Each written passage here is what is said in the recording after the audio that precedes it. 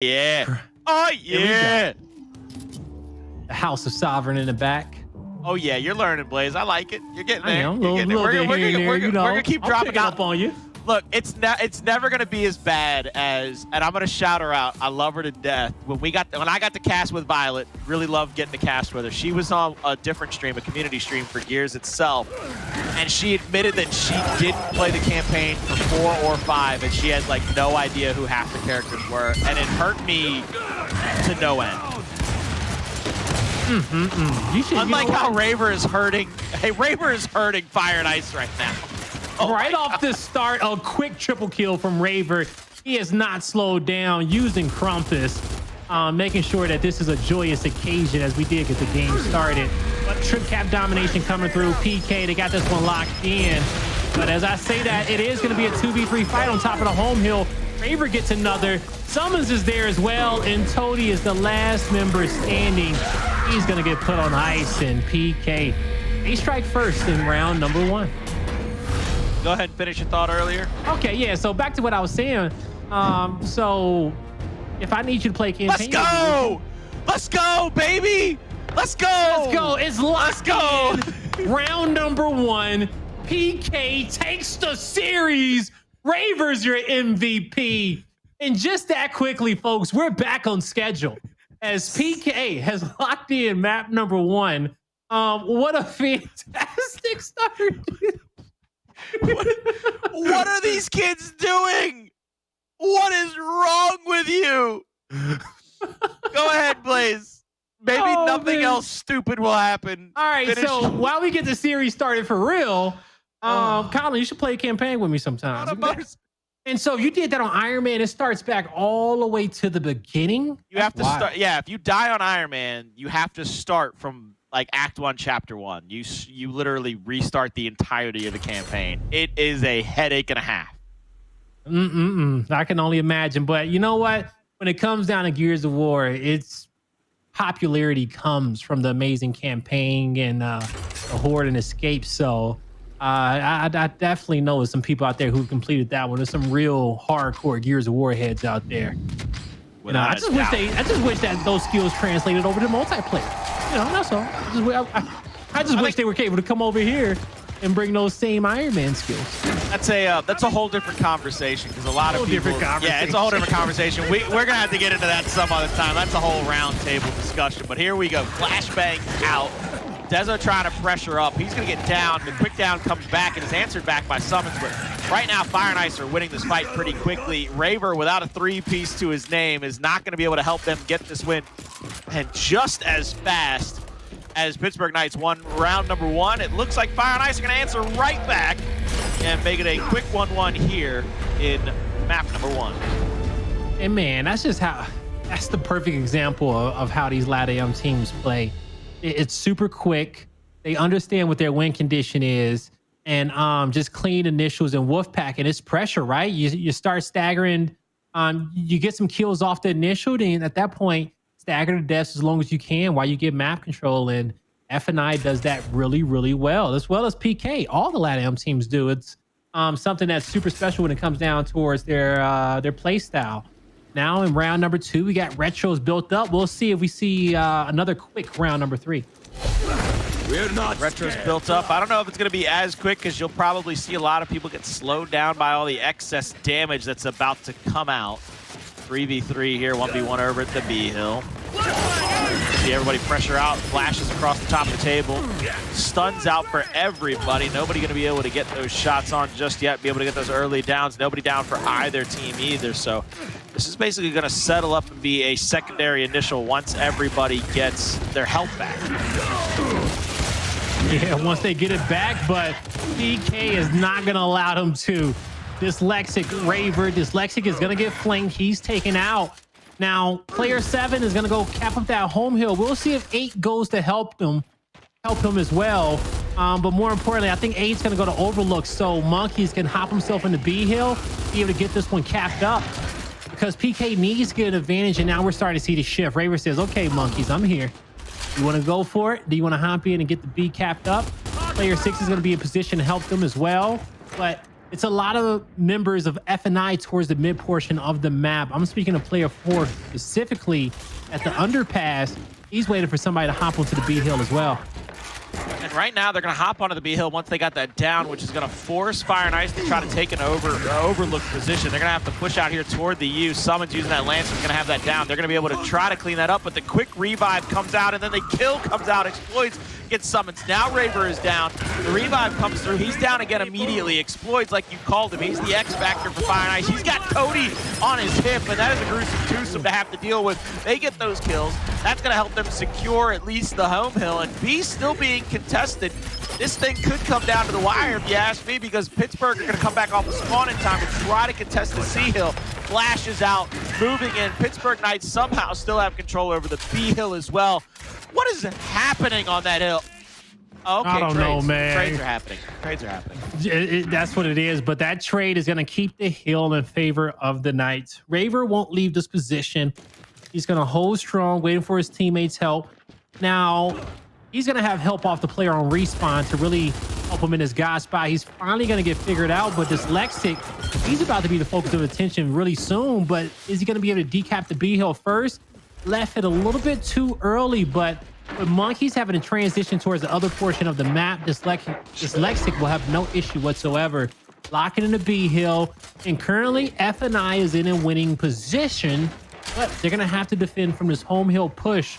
But first, they got to make sure that the B hill does not get decapped. Popping the cover now. Monkyz will get in a position to try to Lancer back across onto Fearzly. They are down 2-1 hills. They got to get a cap to be able to try to get this round win. You see Monkyz now going to the back hallway. He's got Raver with him. Raver bouncing around, trying to get in a position to stop him from lancering out. Both of them are full red. Now they're going to bounce into B hill, trying to get this cap. One player down.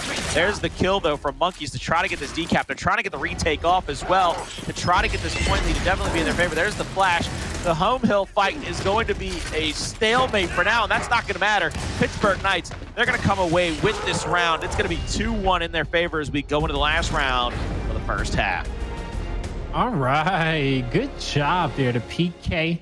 They got early control, and they managed to they got early control of Overlook, and they managed to transition that into control at B, the lead, and ultimately trading out those kills to get the round, right? Playing their numbers. Now, currently here, as we head into round number 3, retros are already built up, but for a squad to already be prioritizing their secondary without the shot grenades being built is something new for us, Colin. We always see those shot grenades get built up right away, but maybe because we don't see so many 3v3 team fights at the U, we don't see those shot grenades get put on the map right away. Time for the real thing. And as you spoke, you don't see the shocks get placed out right away. 3v3 still at the bottom side of the map. A little bit of extra Lancer damage out. You saw Fearzly stand up, try to pop. Flashes out, Xploidz a little red. Nobody's going to be able to pressure up, though. The accidental cover grab almost gets somebody killed. It gave the positioning over to the Pittsburgh Knights, and here comes the downs. Here comes the damage. Can anybody convert these kills, though? They can, and they will. Fire and Ice get a clean sweep, 3 down and dead for the side of Fire and Ice. Pittsburgh Knights, they spring into action going for the triple cap domination. Yeah, and they're going to be able to lock. Whoa, almost, but Fearzly gets to the hill. He stays in it long enough for the decap. Was the decap enough time for his teammates to win the fight at the home hill? Just maybe. With Raver falling, Fearzly actually makes the play that his team needed to stay alive in that round. So good job to them. But, you know, I said that maybe we didn't see the shot grenades because we were going to see less 3v3 fights at U and maybe a 2v2 off the start. But that round, we still saw that 3v3 fight. And with Fire and Ice placing their weapon second, I would have loved to see them take that Retro Lancer into a shot grenade and capitalize coming into this round. They would have been able to catch up on a secondary going into the next, but they would have also known that their opponent would have had to build the shot grenade for the neutral hill in the second half. So I think that could have been a missed opportunity for F&I on a weapon placement just to get back into a round. And we see PK. They've already brought the pressure back to F&I's home hill, but let's see if they can close it out this time. They see them trying to pressure up into the C hill. They're doubling up the point system as well, but players from Pittsburgh Knights falling left and right. Dezo will be the last person in the area. He's going to go down now. Monkyz holding off the heaven. Flash out by Toti. Monkyz is actually just going to get off the scene. 2 more shots with the Voltok. Gets both of them to land. 1 more shot. I'll get the chunk there with the shot. Fearzly fighting him over the cover. If Monkyz can win another 1v1 here, but there comes the extra Lancer damage. The 90-degree angle by Dyslexic will have the down. He'll be able to get the quick revive off and be able to push into the B hill. Dyslexic will be full red, but that's not going to stop him. They need a triple D cap here, and Pittsburgh Knights have actually decided to spread their forces. They are not holding court at the A hill now. They are basically trying to force Fire and Ice to come through the gauntlet to get there. A couple of downs here on Dyslexic could cause him to be a little bit more cautious with his last down and out. Fearzly's going to try to bounce up now. He's down as well. Sumuns continuing to play back. Just textbook defense by the Pittsburgh Knights. That should shut this well and good down. And this should be 3-1 going in the second half. Yeah, that's what it was looking like it's going to be. Good defense by PK, taking out those players overextending towards B. They did a good job keeping Overlook and U control throughout majority of the map.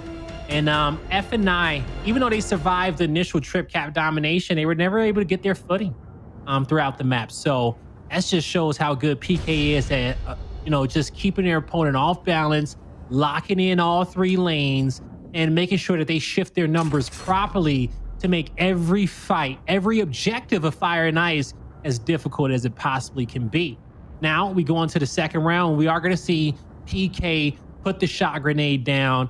And with F and I being down a round before, I said it during the last round, I think they should have put the shot grenade down before and not mirrored their opponent's placement being down. But, sometimes when it comes down to the start of a map, if you're going back and forth with your opponent between rounds, then you play it safe, right?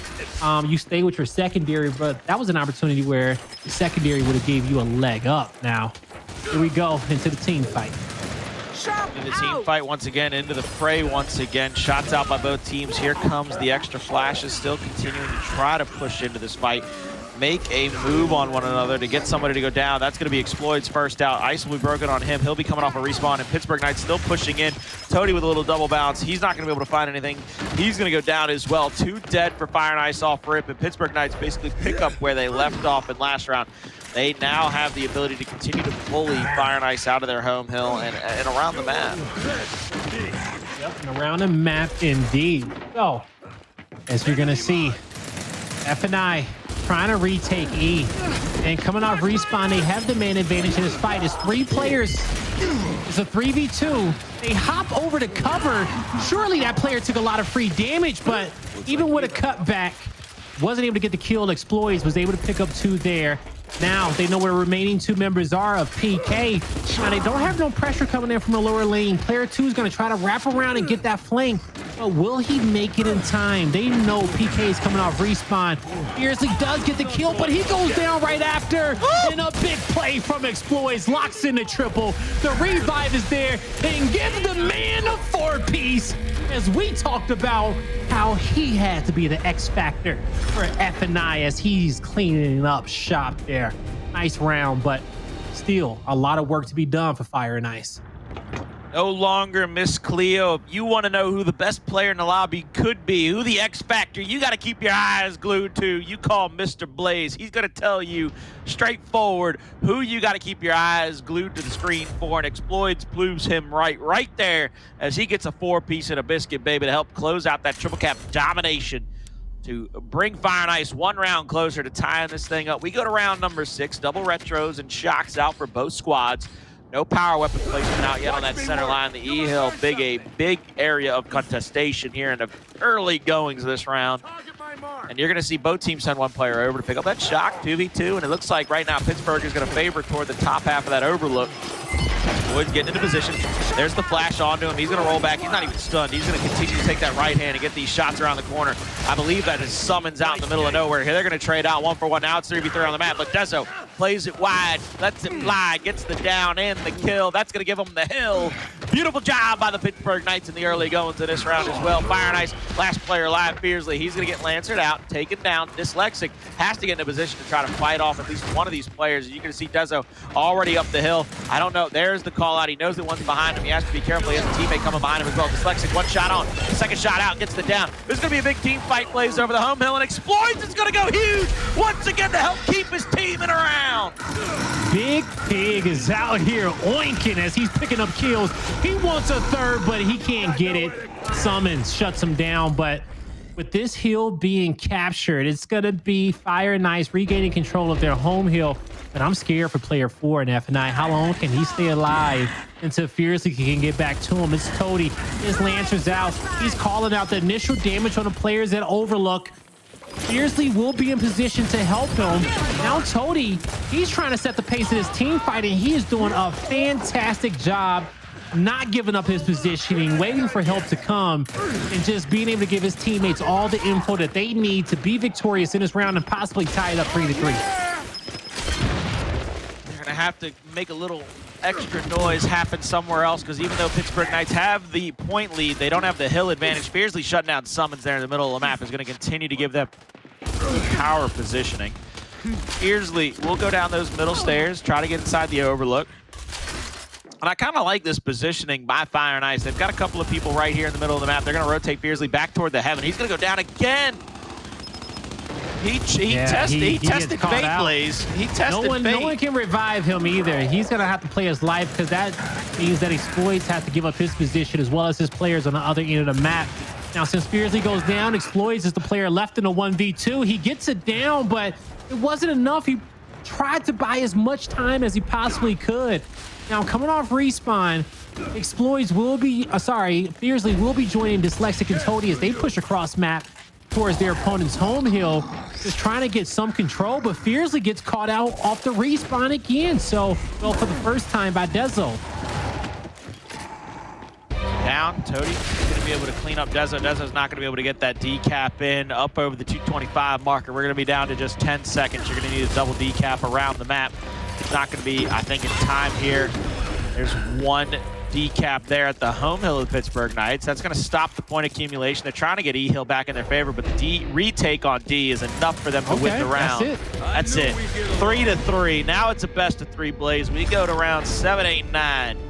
Saddled up here. Both teams have won back-to-back rounds as well. So this is going to be one hell of a final few rounds of this map number 1. Somebody has to step up for the Pittsburgh Knights, because the last 2 rounds, they have allowed Xploidz to basically take control of pretty much, I would say, the clutch situations and come away with a couple of big kills, a couple of big downs to help them stay alive in rounds and then help go for retakes. Well, you know, when it comes down to the purest Slayer on his PK roster, I got to go with Raver. All right. Monkyz could have the highest KDA, but it's a lot of smarts that's involved in that. A lot of support play, a lot of team fire. But when it comes down to slaying out, I'm expecting Raver to be that powerhouse for his team that they need him to be. We'll see if he can make that happen. Dezo flanks right away, gets caught between 3 players. But he goes down right away. Sumuns gets a kill. Raver's on the flank. Monkyz finds it down as well. But which kills can they acquire? Toti gets away for now. He's able to take out Raver, but he's the last man standing. Can he make it a 1v3? Almost, but Sumuns shuts him down. Sumuns will shut him down, push back into the E. He'll go for that tap up. You see right there, he's got a little bit of help from Monkyz. Sitting there holding that angle, lancering out. I believe they had help from the middle of the map as well to help get those downs and outs. Now you see Dyslexic, I believe, is right there with Fearzly to try to push back against him here at the E-Hill. They're going to push up one more cover. Fearzly's going to go back toward the heaven. They're going to protect against the triple cap domination, but I don't know if they know. Pittsburgh Knights have pretty much solidified themselves to hold the 2-to-1 hill setup to try to get the positioning here to make Fire and Ice make a final last gas push into this fight. Xploidz will throw that smoke out. He'll clog up the sight lines. Sumuns will be on the backside of the U, just trying to stay alive now. He's got a lot of damage onto him. Another flash comes through, but Sumuns is not going to be damaged enough that he can't make a move. Beautiful pistol there to help finish off that last kill. Raver up top is going to get wrapped there by Dyslexic. Monkyz is going to answer back, so the trades are coming through right now. Xploidz, he's going to get shut down basically because you can't really push in this 2v1 straight through a small crevice. You're going to get double shot down sooner or later, and he's allowing Pittsburgh to try to push out toward him. They're going for the triple cap domination. They've got Xploidz in no man's land, but the death comes through. This could be a disaster for Pittsburgh. It definitely could be, because Xploidz, with him getting that kill mid-map, he had the quickest route towards his opponent's home hill. Player 3 has E, but Xploidz needs to win another big fight, and he does. But can he close it out? Does he win the third? He will not, but help is on the way. But the home hill's not capped though, Colin, so no trip caps coming through, which is something that F&I needs in this moment. Now they're not getting the extra help. They need fire. Fearzly will have the full red, then gets up aid by Monkyz. That's a good job to shut them down. They get the hill back. Pittsburgh Knights will still have the win condition in their favor, but it's going to take a full minute. They've got a man advantage as well on the map now if they want to pressure out, but I believe they're going to set up. They're going to try to force Fire and Ice to make one more move on them. So here we go. Fire and Ice, all 4 alive. They know they got 2 there in front of them at the first half home hill, and they got 2 actually guarding the home hill. This is going to be the interesting part to me, because from the top of the overlook, you can Lancer out at heaven. You can actually get extra downs and damage on those players. There's a shock onto Monkyz. I wish I had seen. Oh, it was a little long. It was a little long, actually. No. It was good. He was on the second tier, I want to say, and so he had to move away from the second tier. But you see him back up, and it allows for the decap. Well, they didn't need the decap, but it allows for the members of F&I to push on up just a little bit more. That's a nice down. Both players stunned. The revive came through, but in the end, PK will win the round. PK wins the round. They take the advantage here. They are going to round number 8 with a 1-round lead. They need to get a shutdown here. I think you got to win it here. If you go to round 9, you're kind of giving that momentum right on back over to the side of Fire and Ice, who doesn't need any help with it, because Fire and Ice has made a lot of big plays in this matchup already. The disable will come out from both squads as well, shutting down that shot grenade. Blaze, we talked about it in the pregame a lot. One of the things that kind of, I'm trying to think of the word. I'm trying to think of the way to use this. The way that we talked about this, Pittsburgh Knights have gotten a little over aggressive in the past, and I talked about how Xploidz is really good at baiting people into his area and then getting those one-shot chunks, those early kills. This is a wrinkle though, so I need to focus up on this. You see 2 players from Fire and Ice actually push across home to home, and they both go down. They thought it was free, but it wasn't. It wasn't free at all. PK actually set up in a 2-2 for that. And they're going to capitalize on that one, being able to hide that guy on the bottom portion of the map. And they're going to win their fight across map at E as well. The domination is starting to come through. But with that kill from Dyslexic, it saves Fire and Ice in this round, at least for now. Saves them for now. It extends it a little bit out. See now, Fire and Ice, they'll be trying to come back against the tide here of the Pittsburgh Knights. Pittsburgh settled up full red there on 1 player. Raver trying to get those shots over the cover, trying to get somebody down. 3 players mounted up for Fire and Ice in that small cubby corner. Raver's going to continue to back up. Pulls the Lancer now. So Raver will have the ability to put a lot of damage out. Xploidz has gone onto the flank here. This is a big play. If Xploidz can get any kills, this is going to be huge. And they bring a second player into the fold. All 8 players are at the E-Hill right now. The winner of this team fight is probably the winner of this round, because you're a full team wipe away from getting that next push going. And there's the break on E. And now Fire and Ice is continuing to fight back into this. 2 players from Pittsburgh Knights just trying to survive here. Raver will get the revive on Monkyz, but he'll go down. Raver will bounce around and trade out 1, but that is 2 hills in favor of Fire and Ice. And as you can see, ladies and gentlemen, no win condition up top. And with this decap, that's going to definitely give Fire and Ice the edge in this one. They are pressuring up on Pittsburgh Knights. They're trying to take this to a round number 9. Most satisfying. They're trying to, but PK, they survived from that team fight, taking out Dyslexic and Toti.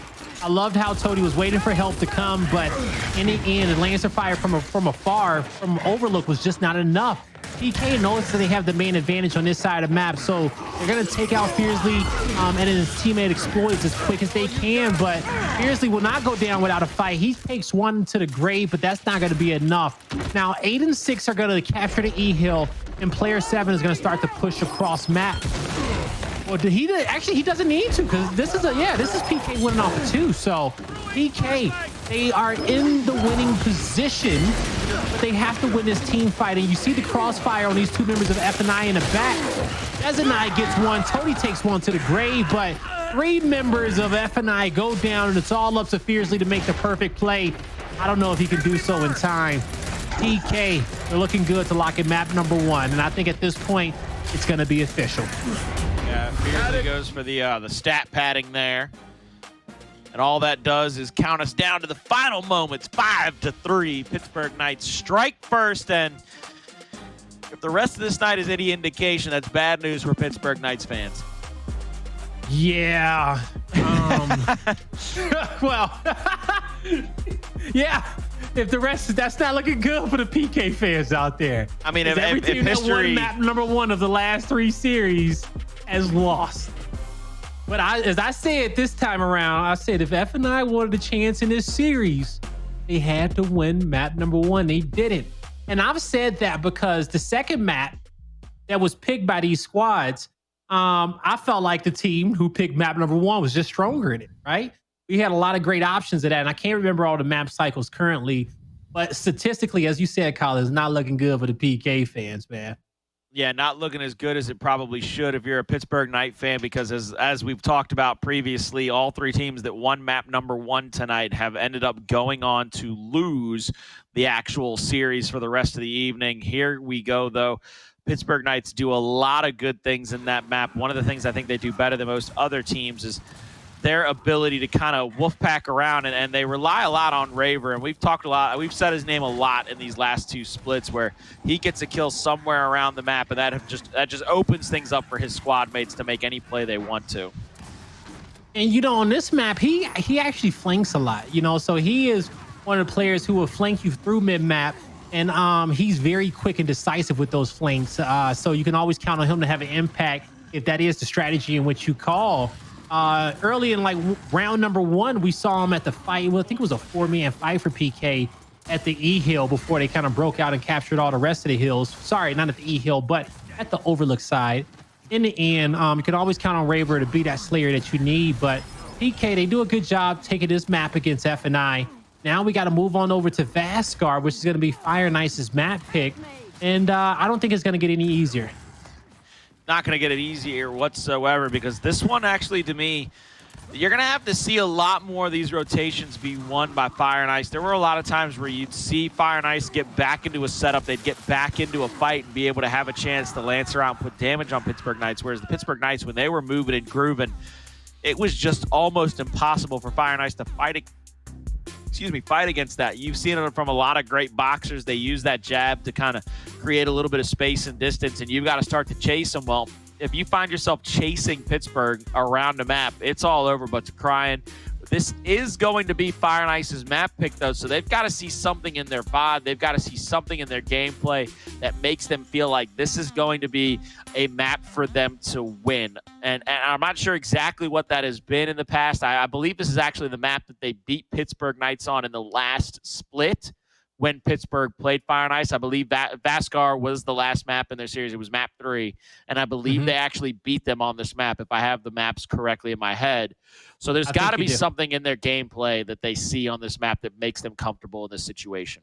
And we're about to figure out what that exactly is. And, you know, just having to think about it, maybe Fire and Ice feels like they're a faster team. You know, they feel like when it comes down to rotating and finding advantages on the map, that they are the scrappiest team when it comes down to having a kind of play off tilter in a sense, you know.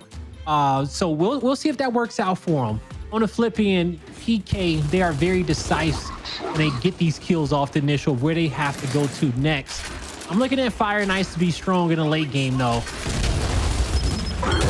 Here we come to the first round. Smokes out by both teams. You see Dezo trying to pull up into that position. He actually rolls into that cover, though, and basically throws his life away, and now Sumuns is going to try to rotate through the middle of the map to try to help out. He's going to get called out. He's going to be marked. They're going to continue to pepper him up just to keep him damaged in this fight. You see Raver trying to push up onto Fearzly. He's got a little bit of damage on him. A little backslide comes out. Good little hip fire out by him. Plays back, plays defensively, gets the down and damage there. Now 3 players from Pittsburgh are trying to push up onto the Sea Hill. Dyslexic down, Sumuns down. First team to a revive will be the Pittsburgh Knights. They get the kills. Now it's a 2v1. Shot over the cover by Toti, though. My goodness gracious, he got that down, but quick team revive out, spamming the X button will usually help a teammate stay alive in a lot of those CQC fights, and somehow, someway, even losing first blood, Pittsburgh finds themselves in a 2v1 hill situation, and with the point lead early. You know, we watch these teams play a lot of maps, but Colin, you mentioned the last time these two squads played, and that Vascar map is starting to come back to my brain. And what I'm remembering from that one was F&I being strong in the late game. That PK, they got some early trip cap dominations when they were able to kind of win those initials. But if F&I, if they were winning towards that 150 mark, they were able to kind of close out this map. And just, you know, as I talked about before, as they are playing off of time and rotations and decaps to win it in the late game, it's sometimes hard to keep all 4 members of F&I accounted for. So that's something that they good with when these rounds get a little bit scrappy. But we'll see what happens. As you see in this fight, Raver, he's going to lose that battle, and F&I, they keep the B hill locked in. They have C there as well. And currently, they're feeling comfortable in this round, especially with them starting off on their bad side. Dezo gets called out here, and you see, I believe, Dyslexic's trying to push back against him. He gets called out now, full red. Dezo's gonna have to sit, Dyslexic's gonna have to sit down. Sumuns tries to push up to help get this down.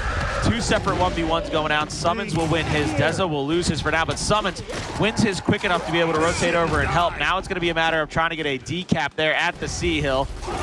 Both the kills come through, and you see Sumuns already off to the races. Here comes the flashes. They keep Fearzly stunned. There's the kill. One more player to deal with. They're going to go for this cap at the Sea Hill, but Xploidz trying to escape, trying to go for this breakthrough. Won't be able to find it just yet. Shot over the cover has Raver full rep. The back A comes through. Triple cap domination. Full threat for just a moment. Dyslexic steps into the hill, but it's not enough. Not time. Chunk. 1-0 Pittsburgh Knights strike first after being down a whole lot of points in round number 1. A whole lot indeed. F&I loses that round by just 7 seconds. And we see a player get into the hill in that last fight, but he got chunked before the decap came through. And that second player, he had his hands full in a 1v1 to screen right. So good job there to PK to be able to come back in that one and lock in round number 1. So we'll see how F&I is going to respond from that, because I know they're not feeling too good. Talks out for both squads. Once again, this is going to be 2-2. This is going to be another interesting initial, as Blaze just so pointed out. It's going to be a 2-2. Based on whoever gets that first down, maybe even Breaks Ice could come away with the early lead in this one, as we saw last round. Fire and Ice killing off Dezo. Got that early initial and really forced Pittsburgh Knights to play perfectly for the rest of the round. I will say that in this position, Swarm team has advantage up top. Hog team has advantage down low at tank, and that's purely off positioning, map terrain, and right hand advantage. So those are the squads that you're looking to make plays in those respective positions. Now, player 7 is hovering his mid map. He's being watched by Monkyz, but I wouldn't even peek or shoot because he has a quick decision to make, and I don't think Monkyz knows that he's here just so. Maybe Monkyz knows the way that he was about to toss that flash, because that flash is definitely not going to be. Who's going to make a play? I was going to say that flash is definitely not going to be. I know Paddock is strong, but he ain't that strong. He ain't going to be able to throw it across the whole middle of the map. 2v1 on the backside of the tank.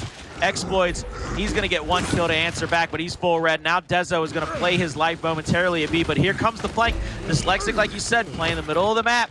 Just very sneakily comes through from behind, gets that down, and they continuously get these kills, which gives him a little bit of advantage. Monkyz calls him out. Picture perfect Lancer fire. We'll get the down, get the out, and now it'll be a 2v1 over here at B onto Xploidz until Toti can get back into position to try to help him. Xploidz backside of that cover. Good first shot on the Sumuns. Second shot comes out. They're going to have the first down. Now Xploidz with another big shot is going to rotate back behind the side of the tank. They're going to have a 3v3 mounted up here very shortly. 1v1 opposite side of the map. Raver unsure of how how confident he'd feel against Fearzly, because Fearzly's still playing that top elevation position. First kill comes through though for Fire and Ice. Fearzly might have to try to take that 1v1 sooner rather than later. Yeah, he tried it. But you know, he's actually gonna come out victorious with it. Tried it and was successful. So he wins that fight and he backs up. Now he's defending against an A-hill push because he has the presence of mind to know that, you know what? I think that their next objective is going to be our home hill. We at least got 2 players over here we have to respect. So they matched their numbers and we're going back to another 2v2 fight. The same way we kicked off the round is going to be the same way in which we ended. But who's going to come out victorious this time around? Shot on. Xploidz now. Trying to help out a teammate. The Dezo gotten a kill there on Fearzly. Xploidz trying to push up and make something happen. A little misroll comes out. They will shut him down as well. 2v2 over at the B hill. There's a big kill by Sumuns. His teammate is down, but not in time. Fire and Ice, they win the second round by score. 250 points accumulated. A little under 3 minutes there. They now tie it up, and as you kind of look over, it's not like either team is really dominating at this point either. That was a beautiful wrinkle, though, Blaze. If you want to go back and kind of tell people how big that was, the Dyslexic kept his number hidden in the middle of the map. They had no idea that he was there. Even though we thought Monkyz might have known, there's no way, because he wouldn't have let him go free to B and come out from the 6 o'clock and get those shots on. Oh, 100%, because that's his guy, right? When you think about you at the beginning of the round, every player is identifying who they have to watch out for, who is their guy, because ultimately, you have to be accountable for him. Well, Monkyz guy was Dyslexic, and he was actually looking for him the entire time. Dyslexic was able to get an important flank on B hill, but unfortunately for him, he was just doing too much after he was able to help his teammate make a play. But from that position mid-map, he had plenty of options of flanking in multiple areas and had his team set up very, very well. Now, we will see the COG team get control over the B hill to start, and their opponents pressed all the way up to the front door of their home hill, but they wasn't able to get any type of kills or have any success. The Retro Lancer puts out a lot of damage. The kill was not cleaned up. I want to say that player is still down on that side of the map, but I think he did get cleaned up, and that's going to be a fight 1 for PK, but you're going to lose the fight at B now. We're going to start to lose the fight at B. Raver trying to get a shot over the cover. He's going to go down on his last down and out as well. Toti with that shot on and get that kill. You can see 2 players trying to angle out Fearzly here. They have full red. There's the down. There's the quick kill. Player 7 back off of spawn. Monkyz is going to have to get this revive off. You see him shooting across from the other side of the map. Dyslexic, quick kill. I mean, right back at it, gets that kill. You see him pressuring Monkyz as well. Not trying to give Monkyz any space to breathe. Monkey on his 3rd down and out. He goes down. So Raver will help win this B hill momentarily, but right back at it. A hill under contestation. This is moving very quickly. This is why I always kind of call this map the horse track, because it's going to be about who gets around the map first and foremost and gets to that next fight earlier than their opponent. Great setup here for PK. Whoa, they lose the fight, and all 3 players will survive with F and I. So it looked like PK was about to get the kills in which they needed, but Monkyz was not there in time, and F and I still has this A hill locked in. But Dezo gets a kill. Xploidz looking for his 2nd as Dezo full red, but can't get the down. Dezo, what is his health over there? It's climbing back up now, but he was really, really low. If Xploidz gets that down, he may still be in that fight, but in the end, it's PK. They just pull away with the lead, barely, but can they hold the heals in which they have? F and I working his tank side of the map with the right-hand advantage and the man advantage. Raver and Monkyz, they got to disengage, trying to play their lives, but will they escape? Monkyz will for now. Raver's going to stay behind, and he's going to just start to be able to just buy his teammate a little bit more time to be able to rotate the other side of the map and get fortified on A and C. Beautiful job to retake B there, but up over the 200-point threshold. Pittsburgh Knights now looking to close this one out in the next 15 seconds or so, and it's going to take a Herculean effort from Fire and Ice with that kill. That starts him off, though. Dyslexic now pushing toward the A hill. They have a member mounted up in the middle. Monkyz is going to try to get Dyslexic to slow down with that retro. Beautiful job to get those shots out. We are down to just a last 10-second gasp by the side of Fire and Ice. They got to get to this hill quickly, but quick one shot down from Monkyz will get that kill. 2 players up the middle stairs. They trade out the chunk. The reaction shot from Raver will get the kill. The hill will recap, and that's going to be all she's said and done for round number 3. Back over into the side of the Pittsburgh Knights and plays. They did a beautiful job mid-round there to get that second hill under their control for long enough to really force Fire and Ice into that situation. Yet again, no team really taking a definitive edge in this one thus far. Well, now is the time for Fire and Ice to do that because they are the Swarm Squad and they have back-to-back good side at round 4 and round 5. So I'm looking for Fire and Ice over these next 2 rounds to really let PK know that, hey, we're going to take the lead going into the second half and we're going to set the momentum. So we'll see how they're going to be able to do that. Looking at placements on the map, Retro Lancers get built up. Botox is going to be the next when it comes down to secondaries. And so that's going to be pretty standard when it comes down to this map. But as I said before, Colin, these next 2 rounds are going to be Fire and Ice's good side. They have to make good usage of that. If not, PK, man, winning any of these 2 rounds gives them the full momentum in the second half.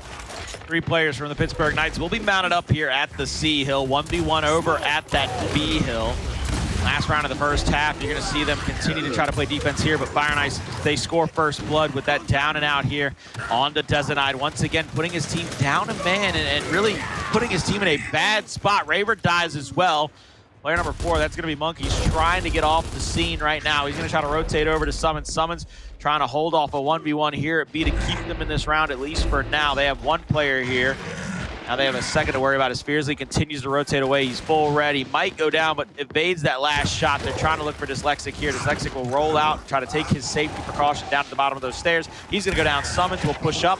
We're going to have to clean up some of these kills. Sumuns going to get called out, though. I love the way that he's played this, but through the middle of the map, Pittsburgh Knights, they storm through on horseback, getting another down and out.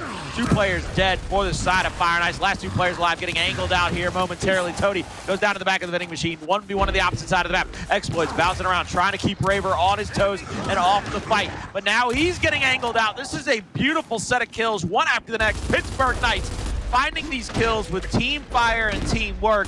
And this is what they need. They will have the 2-to-1 hill advantage, and they're going to force Fire and Ice to fight out of their spawn. Like I said before, man, these are the most important 2 rounds for the COG team on this map. Now, in PK, they don't have the lead, but they've been winning some good fights, Colin, and they currently have C hill and A hill locked in. They have a player watching a flank. They have several different 1v1 lanes. Well, the 2 that they have, they will be able to get it down mid-map. And PK, they will be able to get the downs at the home hill. Dezo with a beautiful cross. And I do believe he has that, he had a beautiful cross with that Lancer to help get that A hill locked in. Player 3 wins his 1v1 in PK. In front of their opponent's spot, all of them. Square up with them. I ain't never seen that one, but I will say they have full control of this map right now. I mean, you saw 2 of them hitting that kung fu stance. They know that Mortal Kombat's coming out later this month. So they hype for that movie. I'm gonna tell you that right now. They hype for that movie. Hey, I don't care if the story's trash. I'm just happy for the graphics and the remake as a fan, man. Take me back to my childhood. Those first 2 movies wasn't too bad for the 90s. I will say that. I tell people all the time when they're like, did you really enjoy those first 2 Mortal Kombat movies? I was like, they had great fight scenes. They actually had guys that were professional fighters before there was a profession of being a professional fighter. Or a professional stuntman. They had actors who had hands, okay? So I'm just, hey, look, we're all looking forward to it. It's just like, look, I just want to see good fights. I want to see brutality out of them, just like I want to see brutality out of the Pittsburgh Knights and Fire and Ice in this matchup. They're going to have some fatalities there, but we'll focus on the fatalities and the executions here in Gears. Now, Sniper is going to be mid at the tank. I forgot which team placed it down, but I'm making a big assumption that it was F and I. That's a big down on Xploidz. That's a position in which he can't go down in because his teammates are flanking, but he just made the fight so easy on PK as they gonna move down low to get their opponent's home hill. But in the end, F and I, they did win the fight on those 2 players that was flanking, so that's super important for him. Sumuns still mounting up. Raver still coming off of spawn here very shortly. 2 hills will go in favor of Fire and Ice, the mid-neutral and their home. Pittsburgh Knights trying to mount up toward the top of that arrival side. They're going to bring Sumuns back over to this side of the map. He's going to have the long shot in hand, trying to just picture out anybody. You see him trying to frame up Fearzly. Won't be able to do that one. Flash is out. They're going to push him back down to the bottom side of this mid-neutral here. Sumuns moving into position here, top of that first half home hill. He's going to get called out from the left side. They know he's there. Dyslexic shoulder peeking basically gets him to bait the first shot. 4 more shots out. It's a 1v1 at the F hill. So this fight is going to be pretty important here momentarily for Fire and Ice. As you can see now, I believe Dezo will have a free run over to the D hill. Honestly, if I'm Sumuns there, I just hold my ADS on Dyslexic and I say, if you want to shoot, you can. If not, I'm taking you out the fight. But I'm gonna make sure you keep your head down throughout the entire time. This is the body shot across map to help Dezo win his battle, but instead Xploidz takes him out. Sumuns has some big plays to make, but his teammates, they spring into action. They both go down. He has 2 shots left in the clip, and he has to defend these 2 players from overextending past him. Gets the body shot, but can't take out Fearzly. PK, will they survive this round? Currently, Fire and Ice, they're flanking towards the top portion. They just got another kill. Surely they should be able to close this one out. This is looking like a 3-2 written all over it. Monkyz with that death will pretty much solidify that possibility. Sumuns is going to have to go absolutely massive here. He's going to have to lose his and my mind all at one time. Dezo's going to roll in. He's going to get meleeed with the snub. He's going to get that first kill. Bounces in, resets it. But how many times do you want to keep dying to being forced into the hill? Are they actually going to fight this off? I mean, it's down to 240, so we can only fight it off for so you know, long. hey, they won the fight though, right? They say if you're going to beat us, you're going to win off time. You're not winning off the domination, okay? So they do a good job fighting hard to not let their home hill be given up. But in the end, it was still going to be a PK round. Sorry, it was still going to be a Fire and Ice round regardless. So good job to them. PK is going over to their good side. Sniper zone on the map. And F&I, yeah, it's snipers on this side of the map. Last time PK got control over it because Xploidz went down early on, but we'll see how does PK choose to defend against the sniper at tank. Retro Lancer placed on the side of the Pittsburgh Knights, and I actually really like that look. We have the shock and bolt talk over there for Fire and Ice, but Pittsburgh Knights already with the retro down. They're going to be able to use that and the shock to be able to really put a lot of pressure on the side of Fire and Ice, trying to come into that fight at the snipe.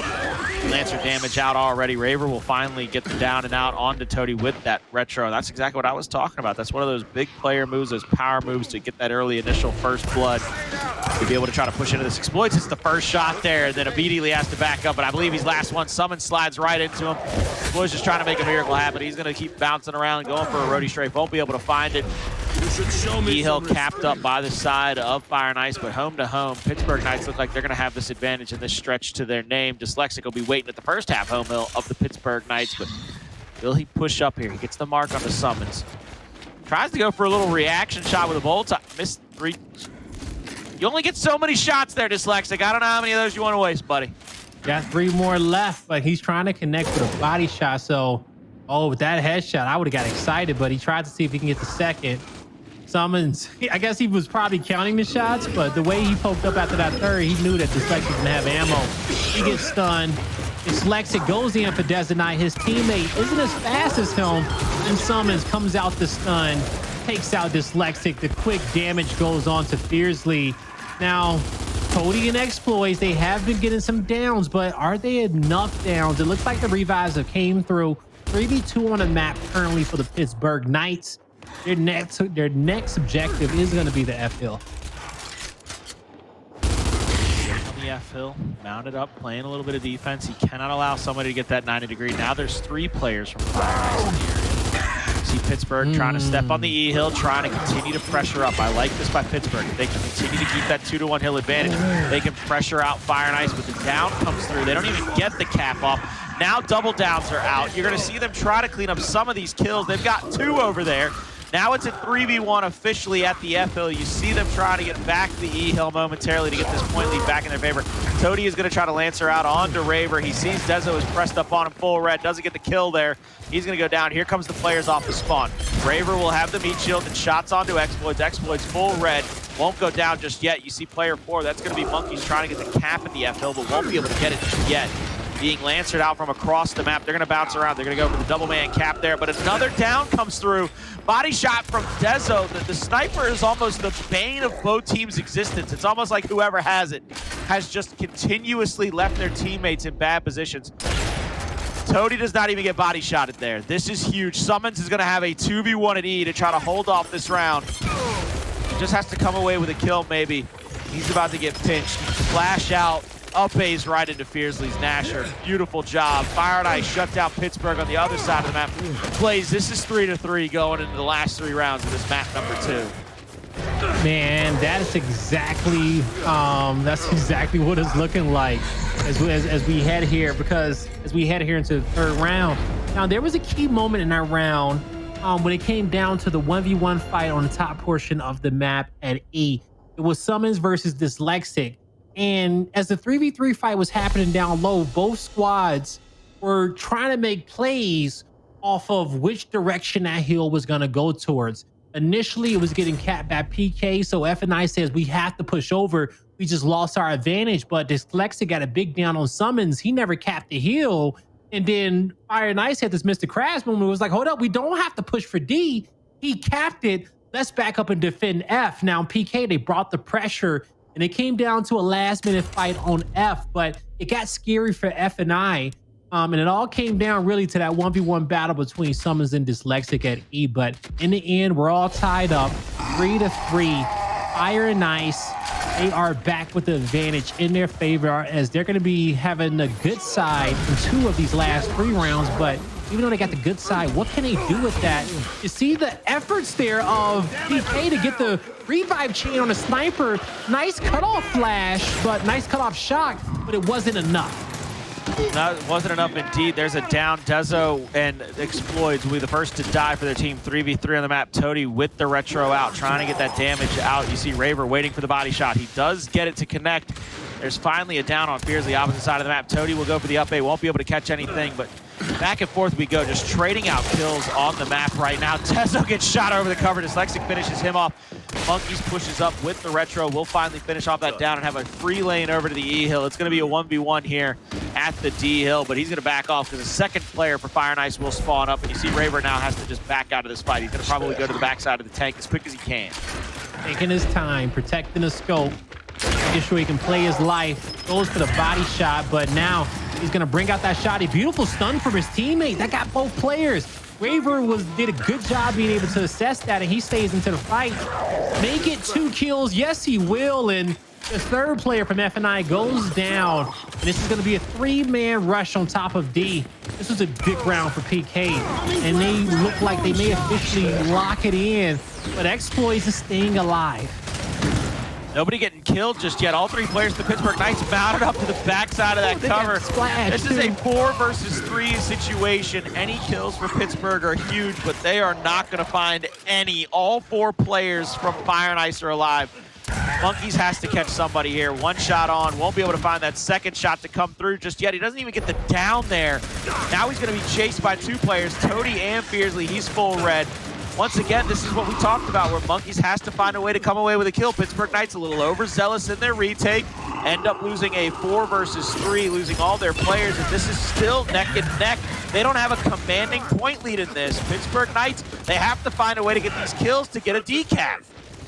And Sumuns is going to get first blood now, and that gives his team a man advantage.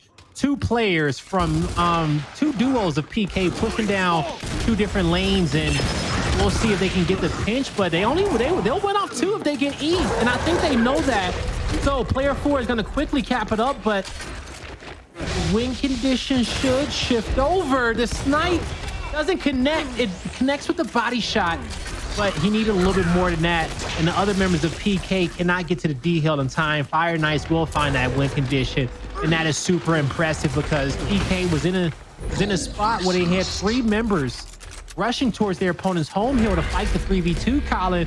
But I guess it was the shot grenade that maybe cut them off, that kind of slowed things down for them, because all 3 players were huddled up in the corner. And from that moment on, like, I ain't never seen 3 members of PK on the same cover at once. Like, they got corralled there, and they needed to spread out and take that 3v2 quickly, because they would have won that round right there. This is where over-aggression can sometimes come back to bite you. Yeah, you want to get in there, try to maybe go for that triple cap domination, but then you get that situation where all 4 players spawn up, you're in a 4v3, you all get wiped off, and you leave 10 seconds for Fire and Ice to get anywhere they want on the map for free.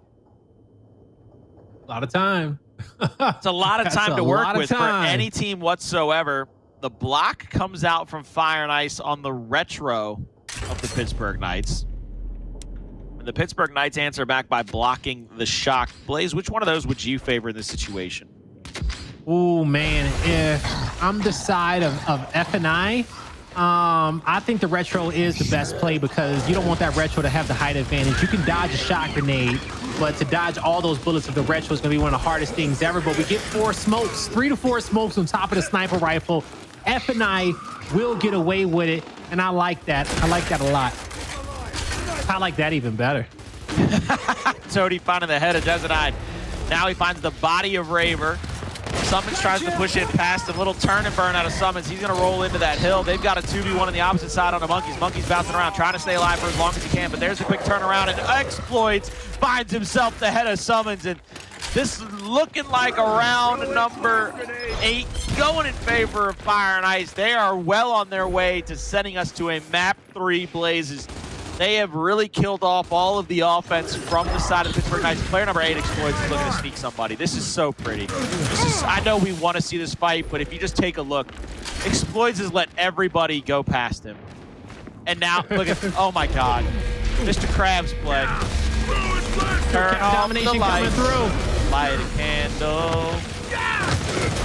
Double down, revive. It's not enough. This is, I mean, this is, I hate to say it, this was an ugly map from Pittsburgh.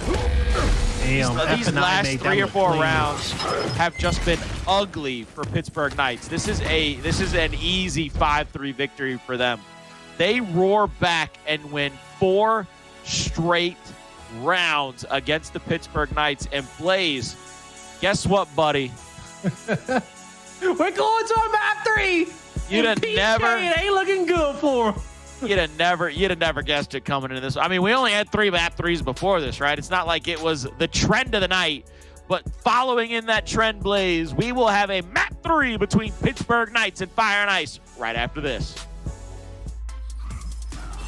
Welcome back to Gears Pro League. We are in our final matchup of the night, also the match of the week between the Pittsburgh Knights and Fire and Ice. And oh boy, howdy, Blaze. This has been a good one so far. Pittsburgh strike first, winning map number 1. Fire and Ice, though, they're not going to go quietly into the night. They strike right back onto map number 2. Now we have a tie ball game, 1-1, and it was a beautiful map 2 by Fire and Ice. So they've got to have the momentum going into map 3, don't they? Yeah, they got to have the momentum going into map number 3 indeed, Colin. It was a beautiful 4 rounds for them to be able to close out this map. I'm going to be honest with you, man. I thought it was all PK after the first 4 rounds. I was like, yo, PK, they got this, you know? They're looking strong. They're where they want to be, but F&I came roaring back, came blazing back, would be a better way to say it. So they get this one all tied up. And what's scary for us all and what's scary for the PK fans is that every team that has won map number 1 tonight has lost. And PK does not have stacked in their favor.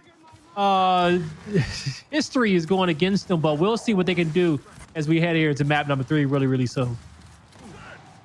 And one of the things, I guess the only thing that I can really say that Pittsburgh Knights are pretty good at is Pittsburgh Knights, one of the things that they have historically been successful at is even when the odds are stacked against them in certain situations, they kind of find a way to create chaos, create a little bit of havoc.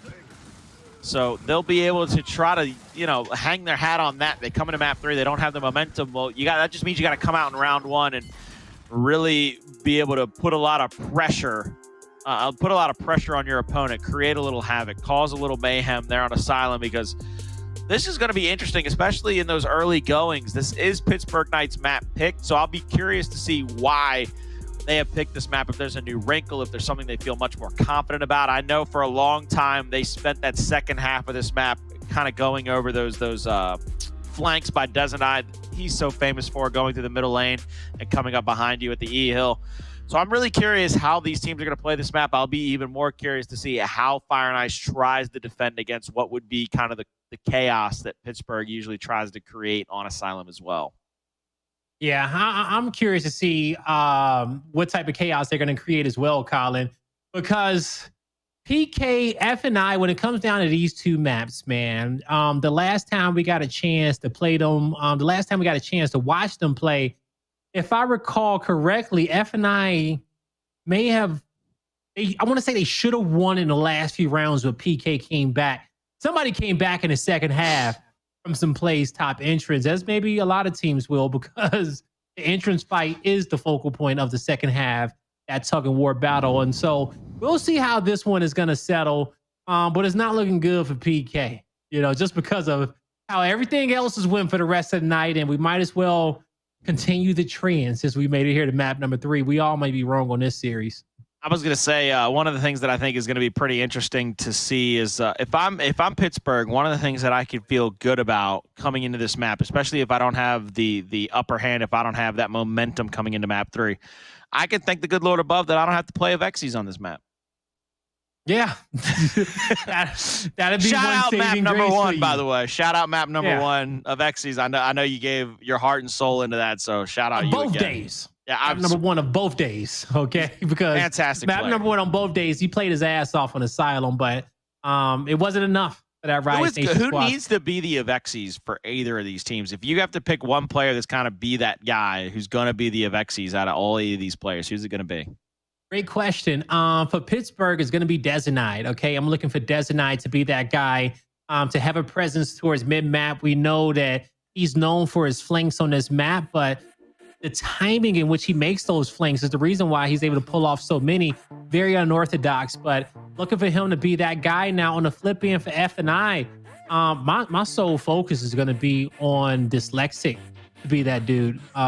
Looking for him to win some big fights, and we'll see if he can do that. So Dyslexic and Dezo is going to have to be the X factors for both their squads. As we hop into game right now, Toti will be down here on the bottom of the train track side. 2-1-1 split on the map. Both teams checking each other in that middle lane, not allowing anybody to pressure up. Right now, it looks like the first move has been made by Pittsburgh Knights. They moved somebody into that that underpass area there that I usually call Fat Cave. Now it looks like they're going to have a 2v1 here at the top side. They're going to have Dyslexic down. You see Fearzly getting a lot of Lancer damage out, but he's not going to be able to find it down himself. The trade's coming through, though. 2 players of Pittsburgh are already dead. That's going to leave the rest of Fire and Ice in a 3v2 situation. Monkyz tries to rotate back. Good first shot on a Toti. Toti double bounce around. Won't be able to find this kill. There's the down here on to Raver at their home. And so Fire and Ice, they'll find themselves with their home hill and the mid-neutral in this map. And they're going to be able to settle out this first round going forward. They've just got to kind of settle themselves and stop Pittsburgh from getting back into this fight. Let's see if they can do that. Now, so far, 2v2 down low at tracks, 1v1 up top at entrance.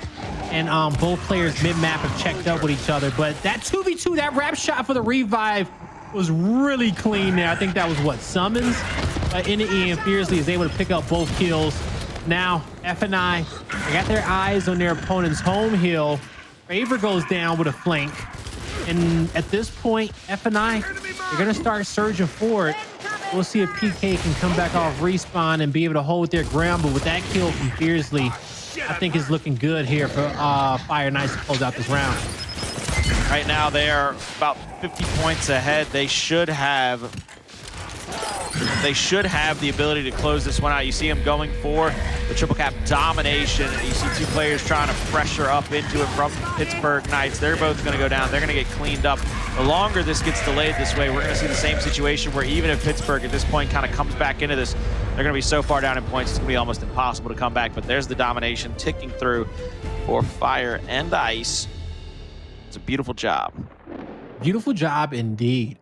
Monkyz did his best for his team in that round to get them some advantage and get them in it, but instead it was F and I. After they won that initial, they did a good job locking in all 3 lanes until they were able to find themselves a definitive win condition, which was on their opponent's home hill, and the kills in which they got off the respawn. So, oh, right away. Okay, right away. Gonna get the M-bar placed now. Their opponent goes for the Botok down low, which has always been a standard on this map when it comes down to the tracks fight, putting out that headshot potential. But instead, PK says, hey, we want to fight you at entrance. We want to be able to play for both home hills if we choose to in the first half. Also, get warmed up in this fight, so in the second half, when they're playing for the E hill, they'll be ready to go. Toti bouncing around, trying to live for as long as he can inside of the entrance. Will finally go down. Dezo with the shots over the cover. Won't be able to find either of those to get the go. Xploidz now going to get angled out, going wide. There's a couple of kills. You see Fire and Ice trying to go for this 2v1 here at the home hill of the Pittsburgh Knights, almost having Mr. Krabs play to go forward. What God's name am I watching? You are watching 4th of July? You watching Sparks fly, baby, okay? That's the sparks flying of both these 2 teams engaging there. But, you know, Fearzly trying to take down Monkyz here, but Monkyz makes quick work of them. Now, looking at these hills, PK will be able to lock in a B hill. They're gonna disengage from this fight up top. So they'll lock 2 hills into their name, probably about 1.5 minutes until the next M-bar comes up off respawn. We'll see who'll get that one in the late game, but so far PK has the setup in which they want it. Picking up that kill on Xploidz, they're going to find themselves a man advantage. We'll see what they can do with that. Toti once again on your screen trying to fight against 2 players. The Pittsburgh Knights, it's a 2v2 down here. He has the positioning now as he pushes up into the B hill. They're going to go for this quick decap here to keep the points kind of measured out singularly. Two members of Fire and Ice are down. Answered out by 1 player from the side of Pittsburgh Knights dying. Now Xploidz trying to get into the A hill is going to be met by Sumuns. Sumuns is going to have to pressure up onto him to not allow him to get this decap off if they want to continue to pressure up this 2-to-1 hill advantage. Dyslexic comes flying out of nowhere from the top of the entrance, though, and will help get that kill, solidify the decap on this hill, and maybe even the retake, which will give Fire and Ice a 2-to-1 hill advantage. And Fire and Ice have the ability to pressure up on B as well. It's a 2v1 down there. Back-to-back rounds, Fire and Ice are finding ways to outmaneuver the Pittsburgh Knights, and that's not often said. Right now, we are on our way to a 2-0 round count lead for Fire and Ice in this map number 3. Ooh-wee, 2 great rounds for F and I. And so far, that is their 6th round in a row. Just 3 more for them to lock in this series. Just 3 more for them to make the comeback and be the 4th team tonight to do so. I talked about Dyslexic being an X factor, and he's proven to be just that. 8 kills, 5 assists so far throughout 2 rounds. M-bar's down as well. Let's see what this F and I want to do. I think they start building up their secondaries here. They can focus on that lower one if they want to, but as long as that M-bar is there, I think both squads for these next 3 placements, starting with this one, is going to make sure they can get their shot grenade on the map. I will say the difference between the 2 is that PK is able to build the Botok because they didn't build first, and the Botok in this fight up top may be better than the talent. It might just be, you never know, with that extra damage coming out. Now 3 players moving in from both sides. There's the smoke out. Toti looks like he was going for a little bit of a stutter step, maybe even a back A there. Dezo will have the pick on the M-bar, and he's going to rotate it out. Turns, tries to find a shot off, almost gets picked off there because 1 player lurking in the entrance tried to step up, step out, and get the kill onto him. Still a 3v2 over here as Dezo continues to rev up the M-bar, but is not able to find any kills just yet with it. Not even a body shot to begin with. Already throwing out 4 shots out of the 6.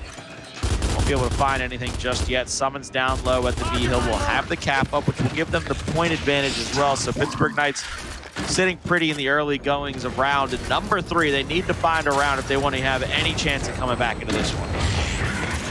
All right, so what can they do? Dezo has 1 shot left in his M-bar. PK, they're going to spread out, try to defend the tracks. He just needs to get a kill with this one. Actually, it's not even a kill. In this team fight, you get one of these guys full red on the tracks, you connect with that body shot, that's going to be super important. And his cue is going to be when that B hill starts to get decapped. He's going to look over there and see if he can get a free shot on possibly Dyslexic as he throws the flash to stun Raver. The shot over the top puts out the damage, and I love the play. Allowed his teammate to move up and get the decap at B. Now, Toti will go down. Dyslexic gets crossed out, and they will fall into the trap that PK have set. And Dezo still has one shot left with the M-bar. It'll be nice in this 1v1 position if he stays alive. You do not know your place. Not going to be able to really do much with it as you see him trying to rotate through the middle of the map. They're going to pressure these last two players from the Fire and Ice squad here at their home hill. Pulls the shotgun, goes for the double shot down with Raver to his left. And now moving up behind them is Monkyz. He's still charging up this one shot from the M-bar. One player from Pittsburgh has died. My God, is this like if they don't come away with these kills, I'm going to start feeling deja vu from Vascar, as they had so many people mounted up at the home hill of Fire and Ice. They needed to be able to convert this one. They do, in fact, convert it. Now it is a 2-to-1 round count in favor of Fire and Ice. Pittsburgh Knights find their first round on the board. Just Go ahead. I was going to say you are super right that they had to convert that one. If they didn't, I would have been really scared for them and their chances to come back in this one. Because if you go back to Vascar, they were controlling that map all the way up into that 3-man push on their opponent's home hill that they lost. That team fight in round number 5, where FNI just trapped 3 players in the corner. PK wins that. We're gone a long time ago, okay? All of us are enjoying the rest of our Wednesday nights. But after they lost that round, they seemed like they got down a bit because the rest, they didn't win a round after that. And now, until now, that was the first round that they got. So we'll see if they can get back in this series. Still early on in map number 3, but Xploidz coming out with first blood, and the power weapon for his team is going to set Fire and Ice up in this round. Be very, very successful. Xploidz with the M-bar, revving it up. They're going to have the positioning, the power, and the 2-to-1 hill advantage here in this situation. They're going to be able to pressure toward that A hill as well. Any move that Pittsburgh makes off of respawn is going to be very calculated. Xploidz finds one with a body shot, finds 2 with a headshot, now looking for a third onto Raver. Raver down here at the bottom of these stairs is not going to be able to press up as easy as he wants. He's going to go down to Dyslexic, who I believe was lancering him from that mid pillar.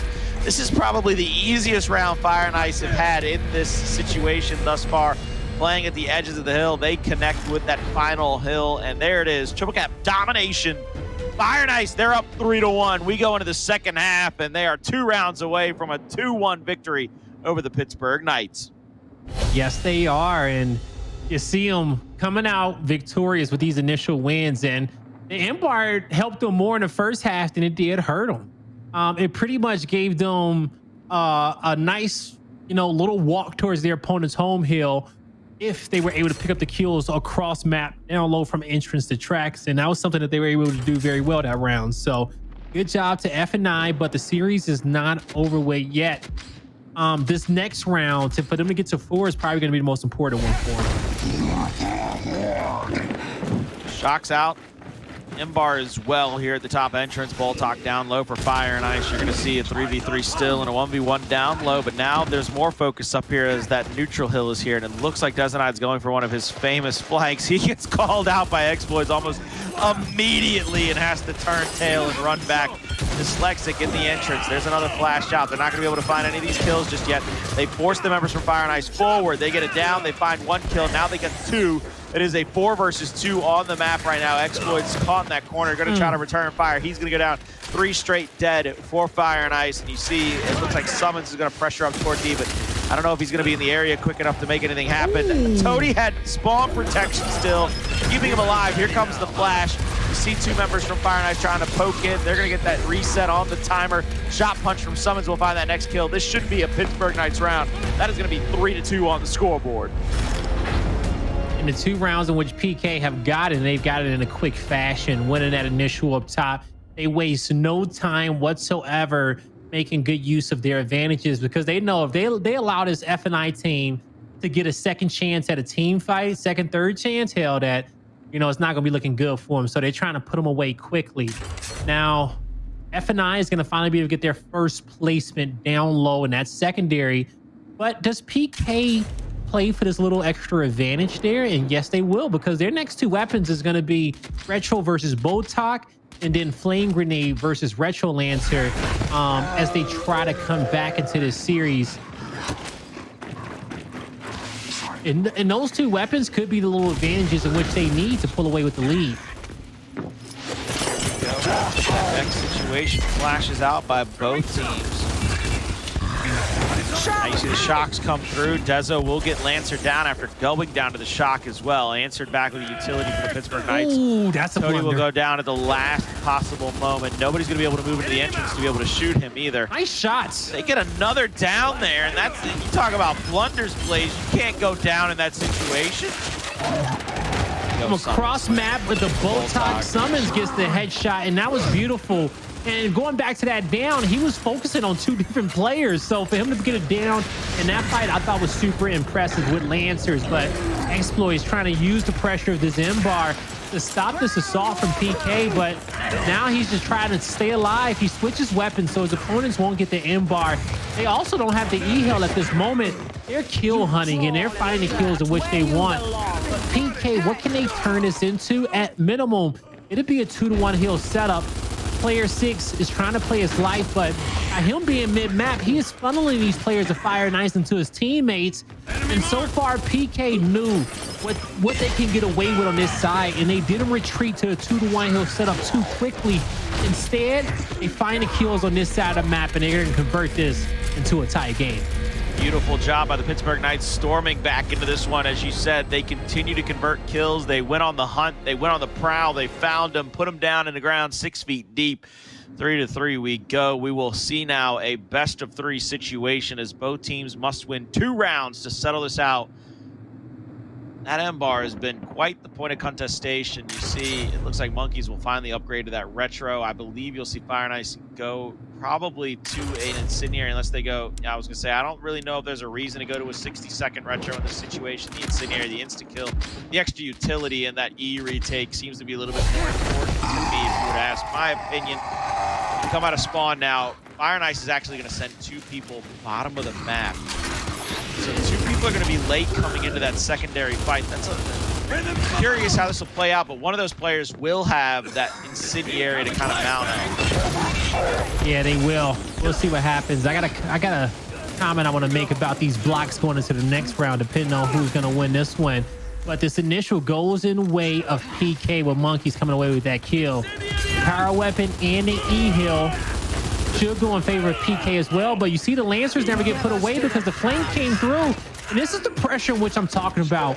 When PK gets that man advantage, they do a good job pushing in the other 2 lanes simultaneously, but they get all of these kills at the same time, and they are able to make this trip cap domination as easy as possible. So they pull away with the lead, and they are going to come away, well, they are going to approach series point.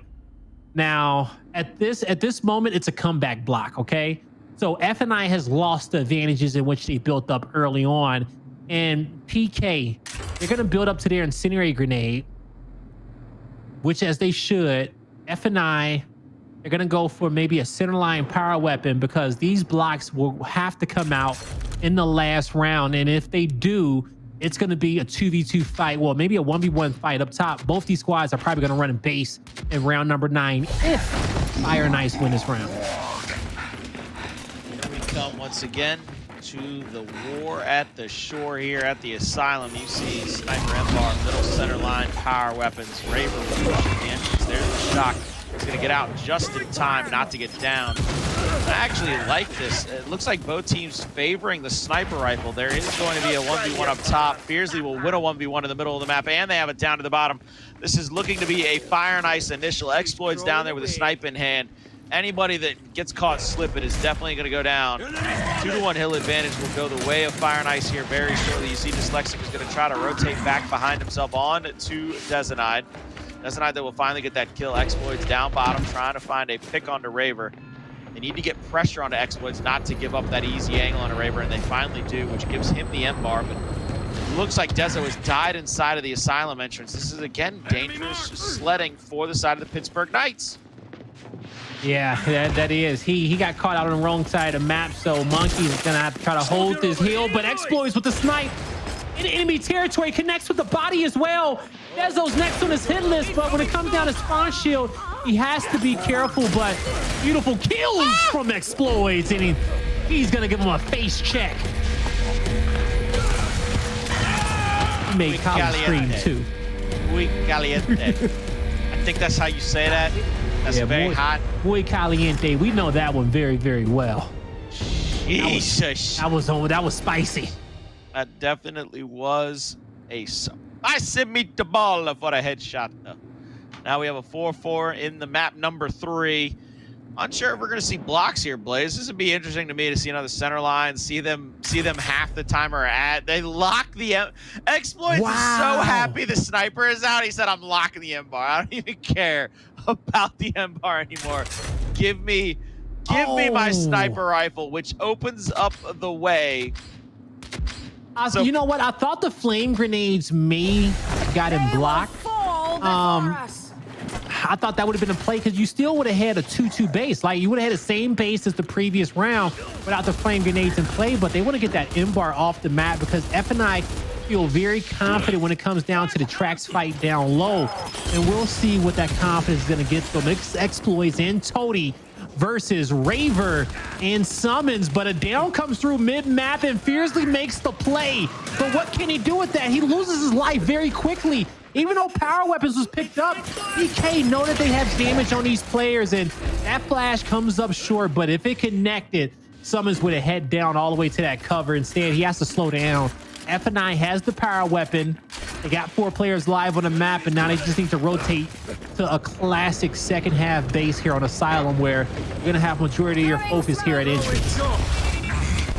Smoke out, shock answered back. Dezo almost goes down. He does go down at the last second. He's going to have to get revived, which is going to give him the positioning here to Fire and Ice. You see them pushing back up. Xploidz with the sniper in hand will be able to take any pot shots he wishes. If he finds anybody in the head, that's pretty much a settled down position. Raver's trying to sneak through, trying to go for a flank, but he's going to get called out underneath. He's not going to be able to go anywhere.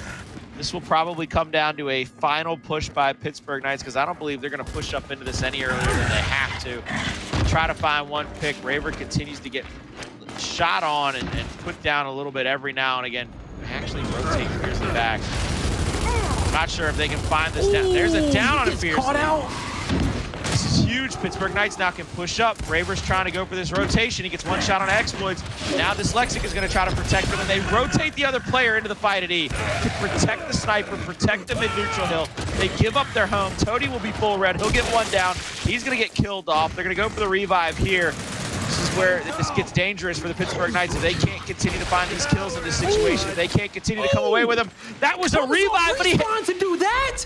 Yeah, but he comes off a respawn. The player that gets revived still had Lancer out. So he had no shot. He had no shot to get that kill. And Xploidz has the scope in hand. Fire and Ice with a lead, staring at the E hill. They have to deal with Monkyz and Raver. And if you're a PK fan, those are the 2 players that you want to rely on. But they realize that, hey, guys, we went off of 1. F&I needs to spread the tracks. Fearzly needs to go. But from downtown, he dodges the nade. And he needs to get behind enemy lines. At this point, it's a game of time. He just needs to spread the map. It's not quick enough. This move is not being made in time whatsoever. This is it. Call it off, Blaze. Sorry for all the Pittsburgh Knights fans. Sorry for all of our predictions. And back-to-back nights going 3 for 4. I'm starting to get a little pissed that I can't go perfect. What is going on with you pros? Oh my Jesus. God. Fire and Ice. They win map number 3, and they actually shed the curse of winning map 1 for the night. They finish it off 2-1 after 9 rounds in map number 3. They win it 5-4, and it's on the back of that man right there. You called him out saying he was the X Factor. He has to go big. 13-11 with only 9 deaths, whether it was with the M-bar, the sniper, or the shotty. Xploidz was making it happen in every shape, form, and facet. Fire and Ice, they win your matchup of the week. Oh my God, oh my God. Good job to F and I. They came out victorious. You know what hurts? You know what gets me the most about that matchup in that win for F and I when it comes down to us? That win for them put me in last place for caster predictions, and it put Taylor in first. And so because of that, You know, it just wait. Did Taylor pick Empire earlier? Or did Taylor pick Empire? No, he did it. He did it. He Damn picked it! It F&I does put him into first. Son of a Taylor in first place for predictions. Oh, but God. all of he us was in first wrong. at one point. He was in first at one point last season. Watch, he's gonna pick every team. Hey, we got we got 4 more weeks left and a lot of matches to cast. I'm telling you, he's gonna play it safe from here on out. He's picking every team that one of us picks. I'm calling it right now. I'm DMing my picks secretly Straight from this point on. All right, look, we gotta all do that. PR. I'm going to make sure I holler at you later. You're going to have to DM him straight to goalie from here on out. We ain't letting Taylor have no insight no more. He ain't getting no help.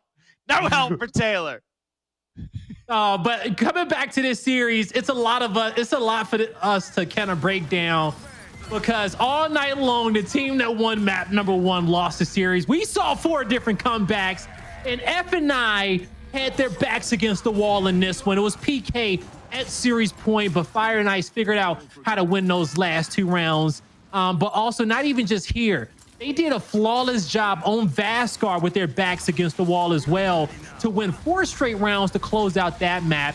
And F&I was just the more resilient team here. And they were the better squad today. Colin, what were your takeaways?